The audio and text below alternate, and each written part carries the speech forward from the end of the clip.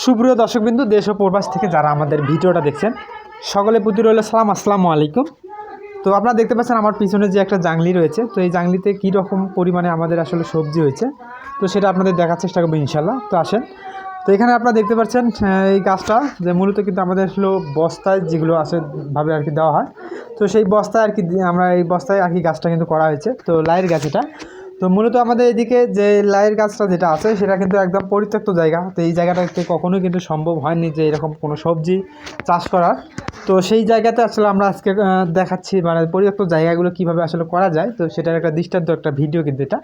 তো আপনারা চাইলেও কিন্তু আপনারা করতে পারেন। তো আপনারা হয়তো আসেন আমাদের সাথে নিচের দিকে নামেন, তো নামলে হয়তো বুঝতে পারবেন যে আসলে কী রকম কদু লাগছে এখানে। তো লাউ ধরছে। তো আমাদের এদিকে কিন্তু এই যে লাউয়ের লাউ যেটাকে আসলে ধরে, তো সেটাকে কিন্তু বলে থাকে তারা কদু আর কি। তো আপনারা দেখতে পাচ্ছেন, তো এখানে কদু আসলে নিচে কিন্তু অসংখ্য কদু আর কি ধরছিল এটা। তো হয়তো বা এই জাতের যে বীজটা যেটা আছে সেটা হয়তো খুবই একটা ভালো একটা আর কি বীজ আর কি ছিল।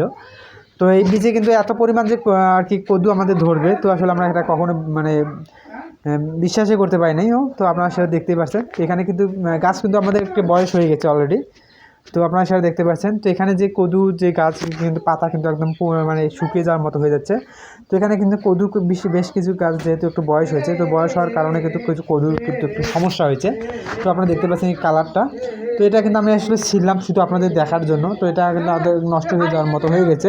তো এটা কিন্তু এখনও নষ্ট হয়নি। তো এখানে যেহেতু আমাদের বাড়ির সাথে এটা, তো এই কদুগুলো যেগুলো আছে, তো অর্থাৎ লাউ, তো আপনারা হয়তো অনেকে বলবেন যে ভাইয়া কদু। তো আমাদের দিকে কিন্তু এই গ্রাম অঞ্চলে কিন্তু কদু দুই ধরনের আর কি হয়ে থাকে।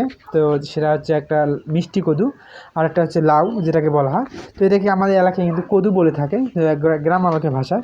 তো এটা আমি আসলে আপাতত এখানে রেখে দিলাম, তো পরবর্তীতে নিয়ে যাবো ওটা, যাই হোক।